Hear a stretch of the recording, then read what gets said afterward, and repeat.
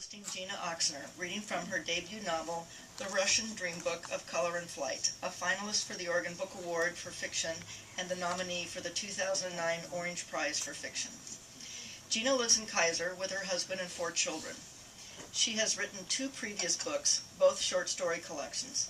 The Necessary Grace to Fall received the Flannery O'Connor Award for Short Fiction, as well as an Oregon Book Award for Short Fiction. Her second collection, People I Want to Be, also won an Oregon Book Award. Gina's work has appeared in a variety of publications, including The New Yorker, The Kenyon Review, Glimmer Train, and Tin House. Besides the awards I mentioned earlier, she has also received grants from the National Endowment of Arts and the Guggenheim Foundation, as well as the Raymond Carver Prize. The Russian Dreambook of Color and Flight presents magical realism in the post-Soviet landscape. It includes A Ghost Who Won't Go Away and the All-Russian, All-Cosmopolitan Museum, inspired by the Antarctic Museum Gina visited while staying in Russia on an NEA grant. I hope you saw the terrific article about Gina by Jeff Baker in the Sunday Oregonian the week before last. In that article, Jeff mentioned that as a child, Gina dreamed of working in a bookstore where someone would pay her to read all day. Gina, I've got some bad news for you. I can't remember the last time I read a book at work, but it's still a great job. He also quoted Gina as saying that writing her first novel was like pulling a snowball on a skateboard through hell. We're sure glad she was able to pull that snowball through and give us the gift of the Russian Dreambook of Color and Flight. Please join me in welcoming Gina Ochsner. The story is really about modern-day Russia, like Russia in the 90s, mid-90s, after the fall, but when everything is still falling apart economically, spiritually, crop failures. It just seems like the whole system is breaking apart. And the story is really carried on the backs of 4 characters that tell the story each in their own way and sort of further the line. I'm going to read a little bit from the point of view of Tanya, a woman who works at a not-so-great museum.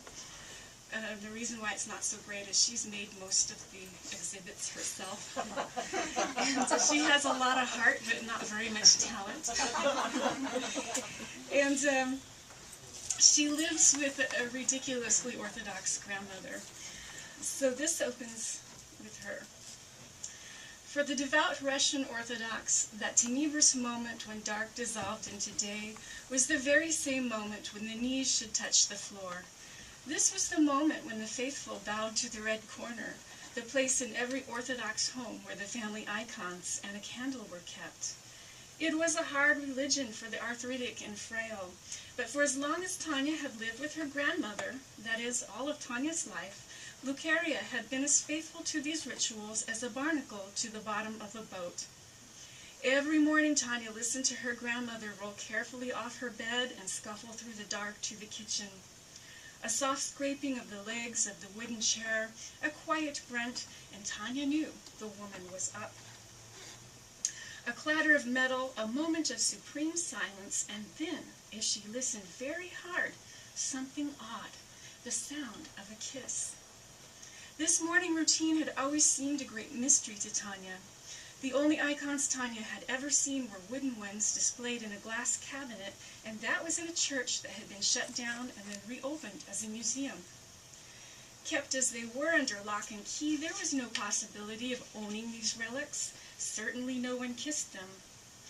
But then the year Tanya turned 13, the bells in a few of the churches were allowed to ring. People were saying the unthinkable and hoping for things they'd never allowed themselves to hope for. At the City University, history professors canceled exams. Not to worry, Tanya saw one of these professors say on TV, "We believe in the future. It's the past we're not so sure about." About that same time, Lucaria stopped hiding her metal icons behind those shabby pictures of fruit.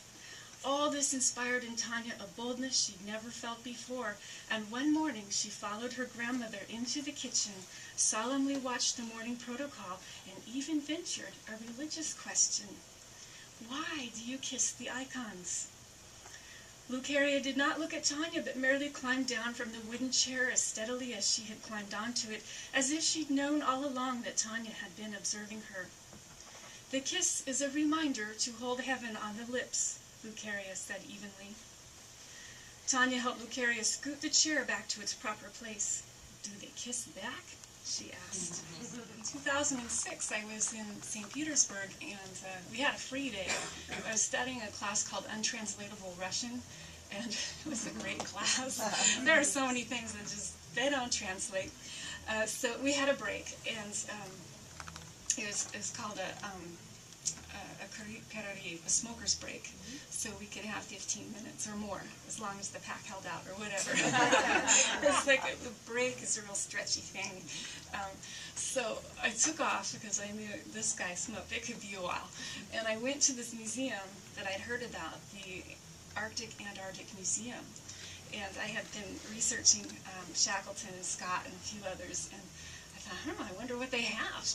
And this very elderly woman took my money and gave me this thin slip of paper, and she split it in half, and then she followed me and took my coat and my bag, and then she accompanied me through all of the exhibits, pointing out which ones she had made.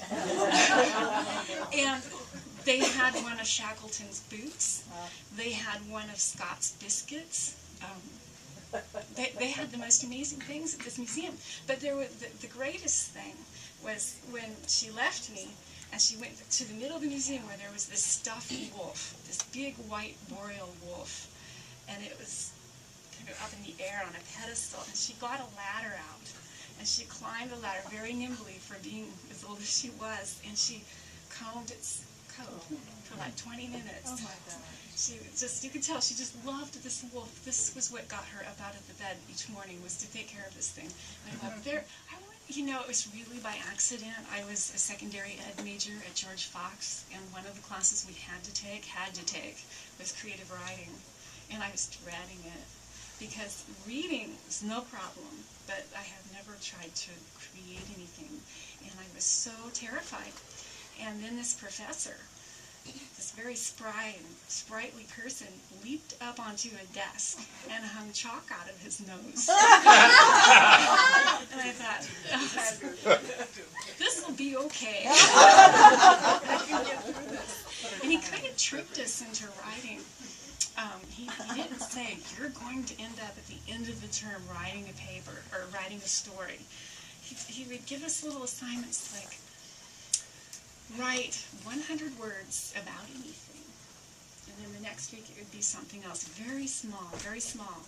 And then after 6 weeks of this, he'd figure out some way, after looking at each person's work, try this image and see if your pieces will all link up. I thought, oh, I think I see what he's doing. He's tricking us into writing a short story. And it worked. It worked. We all had something at the end of the term. And after that, I thought, you know, that was so fun. I think I might like to keep doing this. So it was like 7 more years of a lot of failed experiments, but you know, I kept at it, and I just loved it. I loved the process. I loved the people being created. I loved finding out where it would go or not go. And you know, I feel very empathetic for all of the characters. This one and in other places I'm working with. I think curiosity about them is what drives me. I don't always know where the story will go, but I'm very excited to get to the page and see what will happen. Just as a for example, I'm working on a longish short story set in Uzbekistan, and I didn't know this would happen, but the main character turns out to be an 18-year-old boy who is utterly fascinated with Evel Knievel. And though he is a camel herder, he believes that he has in his own Uzbek words, Zak Zak Wow Wow within him, and that he's destined to go flying through the air. And so it's these people, they sort of break your heart, but you want them to win, you know. So I haven't finished the story. I'm still writing my way toward it, but I'm just like, yes, Teeny, you do have Zak Zak Wow Wow, you can do it.